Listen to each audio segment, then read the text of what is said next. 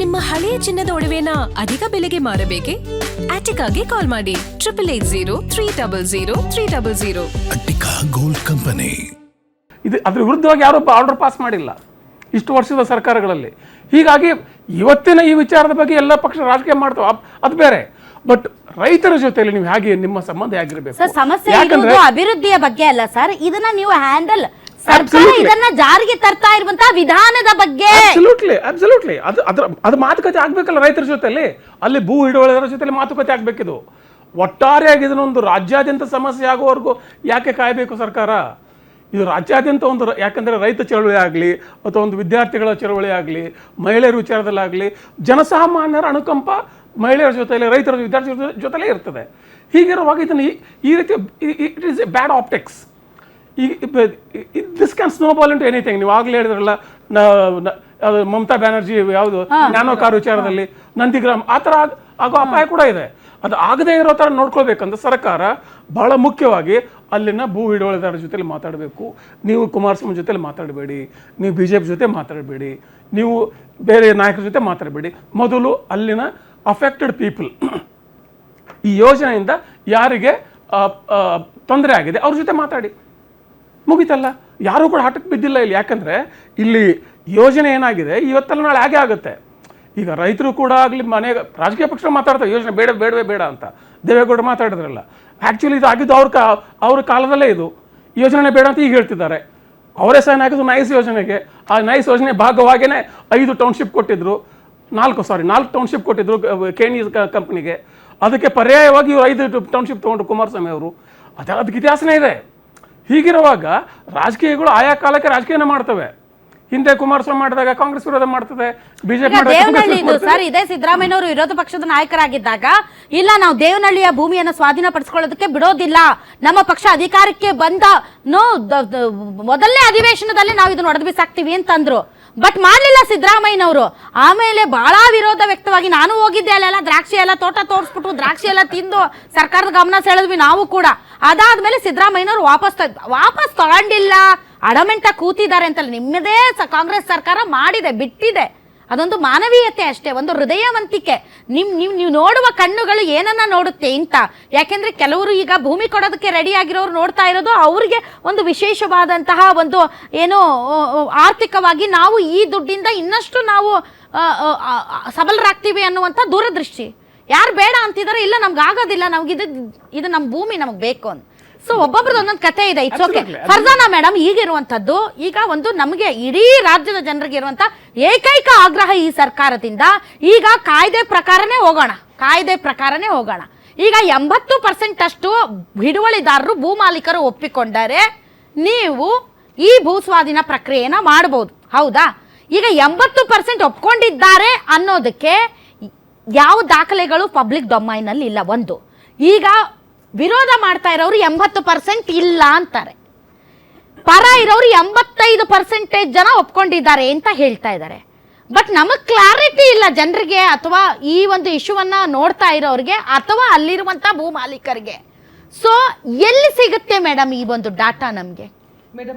ಎಷ್ಟು ಪರ್ಸೆಂಟೇಜ್ ಒಪ್ಕೊಂಡಿದ್ದಾರೆ ಅನ್ನೋದು ನಿಮ್ಮ ಸರ್ಕಾರದಿಂದ ನಿಮಗೆ ಬಂದಿರುವ ಅಧಿಕೃತ ಮಾಹಿತಿ? ನಮಗೆ ಮೇಡಮ್ ಅಧಿಕೃತ ಮಾಹಿತಿ ಇರುವಂತದ್ದು 3.25% ಜನ ಒಪ್ಕೊಂಡಿದ್ದಾರೆ ಅಂತ. ಕೆಲವೊಂದು ಗ್ರಾಮಗಳಲ್ಲಿ ಸಂಪೂರ್ಣ ಮಂದಿ ಒಪ್ಕೊಂಡಿದ್ದಾರೆ. ಕಂಪೈನಪಾಳ್ಯದಲ್ಲಿ ಸಂಪೂರ್ಣ ಗ್ರಾಮಸ್ಥರು ಒಪ್ಕೊಂಡಿದ್ದಾರೆ. ಒಪ್ಕೊಂಡಿದ್ದಾರೆ. ಈಗ ಮೊನ್ನೆ ಪರ್ಕೆ ತಗೊಂಡು ಹೊಡೆದ್ರಲ್ಲ, ಆ ಗ್ರಾಮದಲ್ಲಿ ಕೇಳಿಸ್ಕೊಳ್ಳಿ, ಆ ಗ್ರಾಮದಲ್ಲಿ ಸುಮಾರು 19 ಎಕರೆ ಇರುವಂತಹ ಭೂ ಮಾಲೀಕರು ಒಪ್ಕೊಂಡಿದ್ದಾರೆ. 34-40 ಎಕರೆ ಇರೋರು ಒಪ್ಕೊಂಡಿಲ್ಲ. ಸೊ ನೀವ್ ಹಂಗೆ ಹೇಳಕ್ ಬರಲ್ಲ ಮೇಡಮ್. ಈ ಯೋಜನೆಯಲ್ಲಿ ಎಷ್ಟು ಎಕರೆ ಇದೆ, ಆ ಎಕರೆಯಲ್ಲಿ ಎಷ್ಟು ಜನ ಭೂ ಮಾಲೀಕರು, 80% ಭೂ ಮಾಲೀಕರು ಒಪ್ಕೊಂಡಿದ್ದಾರೆ. ನಿಮ್ಮ ಹತ್ರ ಡಾಟಾ ಮೇಡಮ್? ಇವಾಗ ನಿನ್ನೆ ಹೋದದ್ರಲ್ಲಿ ಮೇಡಮ್ 27 ಭೂ ಮಾಲೀಕರದ್ರಲ್ಲಿ 21 ಮಂದಿ ಒಪ್ಕೊಂಡಿದ್ದಾರೆ, ಉಳಿದ 6 ಮಂದಿ ಒಪ್ಕೊಂಡಿರಲಿಲ್ಲ. ಹೇಳ್ತಾ ಇರೋದು ಗೊತ್ತಾಯ್ತು. ಕೆಲವೊಂದು ಪ್ರೊಸೀಜರ್ ಅಲ್ಲಿ ಇದೆ, ಕೆಲವೊಂದು ಸಂಧಾನದಲ್ಲಿದೆ. ಇವಾಗ್ಲೂ ನಾವು ಹೆಂಗೆ ಮೇಡಮ್ ಹೇಳುದು? ನಾನು ಹೇಳ್ತೀನಿ, 75% ಜನ ಒಪ್ಕೊಂಡಿದ್ದಾರೆ, ಅವ್ರ ಪತ್ರ ಕೊಟ್ಟಿದ್ದಾರೆ. ಬೇಡ. ಒಂದ್ ನಿಮಿಷ ದಿಲೀಪ್ ಮತ್ತೆ ಬಾಯ್ ಹಾಕಂಗಿಲ್ಲ. ದಿಲೀಪ್ ಮತ್ತೆ ಬಾಯ್ ಹಾಕಂಗಿಲ್ಲ. ದಿಲೀಪ್ ನಿಮ್ಮನ್ನ ಕರ್ಸಿರೋದು ನಿಮ್ಮ ಅಭಿಪ್ರಾಯ ವ್ಯಕ್ತಪಡಿಸಿ. ದಿಲೀಪ್ ನೋಡಿ, ಫ್ರಮ್ ಬಿಗಿನಿಂಗ್ ಅಲ್ಲೇ ಹೇಳ್ತಾ ಇದ್ದೀನಿ, ಮಧ್ಯ ಬಾಯ್ ಹಾಕಿ ಮುಖ ಕೆಡ್ಸ್ಕೊಬೇಡಿ ದಯವಿಟ್ಟು. ನಾನು ಒಂದು ಮಾತು ಹೇಳ್ತೀನಿ ಮೇಡಮ್, ಪ್ಲೀಸ್ ಒಂದು ಹೇಳ. 2013ರಲ್ಲಿ ನೀವು ಇವಾಗ ಏನು ಹೇಳಿದ್ರಲ್ಲ ಮೇಡಮ್, 80% ಅಂತ ಹೇಳಿ, ಈ ಕಾಯ್ದೆಯನ್ನು ತಂದದು UPA ಸರ್ಕಾರ 2013ರಲ್ಲಿ ತಂದಿರುವಂಥದ್ದು. ಏನು ಖಾಸಗಿ ಯೋಜನೆಗಳಿಗಾದ್ರೆ 80% ಒಪ್ಪಿಗೆ ಬೇಕು, ಸರ್ಕಾರಿ ಯೋಜನೆಗಳಿಗಾದ್ರೆ 75% ಜನರು ಒಪ್ಪಿಗೆ ಬೇಕು ಅಂತ. ಇದನ್ನ 2014ರಲ್ಲಿ ಬಂದ ತಕ್ಷಣವೇ ಭಾರತ ದೇಶದ ಅಭಿವೃದ್ಧಿಗೆ ಈ ಕಾಯ್ದೆ ಕಂಟಕ ಅಂತ ಹೇಳ್ಬಿಟ್ಟು ಅದನ್ನು ತೆಗೆದು ಸುಗ್ರೀವಾಜ್ಞೆ ಹೊರಡಿಸೋದು ಇದೇ ಬಿಜೆಪಿ ಅವರು. ಇದು ಗೊತ್ತಾ ನಿಮ್ಗೆ? ಹೊರಡಿಸಿ ಅಂದ್ರೆ ಇದು ಈ 80% ಜನರ ಒಪ್ಪಿಗೆ ನಮ್ಗೆ ಅಗತ್ಯ ಇಲ್ಲ, ಇವರ ಒಪ್ಪಿಗೆ ಪಡ್ಕೊಳ್ತಾ ಕೂತ್ರೆ ಭಾರತ ದೇಶ ಅಭಿವೃದ್ಧಿ ಆಗೋದಿಲ್ಲ, ಭಾರತ ಪ್ರಕಾಶಿಸೋದಕ್ಕೆ ಏನು ಹೇಳಿದಾರಲ್ಲ ಅದಕ್ಕೆ ಇದು ಅಡ್ಡಿ ಆಗುತ್ತೆ ಅಂತ ಹೇಳ್ಬಿಟ್ಟು ಆ ಕಾಯ್ದೆನ ಬಿಡದಿ ರೈತರ ಬಗ್ಗೆ ಮಾತಾಡ್ತಿರೋ, ಇಲ್ಲಿ ಕುತ್ಕೊಂಡು ಬಿಜೆಪಿ ಅವರು ಕಾಂಗ್ರೆಸ್ ಬೆಂಕೇರಿಯೋದು, ಕಾಂಗ್ರೆಸ್ ಅವರು ಬಿಜೆಪಿ ಬೆಂಕೇರಿಯೋದು ಮಾಡ್ತಿರೋ, ಇವತ್ತು ಬಿಡದಿ ರೈತರು ಮಾತಾಡ್ತಿರೋ. ಮಾಡಿಸ್ತಾ ಇರೋದು ಹಾಸನದಲ್ಲಿ 1300 ಮಾತಾಡ್ತೀರಾ, ಮುಂದಕ್ಕೆ ಹೋಗ್ಲಾ? ಉಮೇಶ್ ಒಂದ್ ನಿಮಿಷ ಇರಿ, ಉಮೇಶ್ ಒಂದ್ ನಿಮಿಷ ಇರಿ. ಬಿಡದಿದ್ ಮಾತಾಡ್ತಿರೋ, ಮಾಡಿಸ್ತಾ ಇದ್ದಾರಲ್ಲ ಮೇಡಮ್. ಉಮೇಶ್ ಒಂದ್ ನಿಮಿಷ ಇರ್ರಿ, ಮಧ್ಯ ಉಮೇಶ್ ನೋಡಿ, ಮಧ್ಯ ಬಾಯಿ ಹಾಕಂಗಿಲ್ಲ, ಇಲ್ಲಾಂದ್ರೆ ನಾನು ನೀವು ಮಾತಾಡಕ್ಕೆ ಬಿಡಲ್ಲ.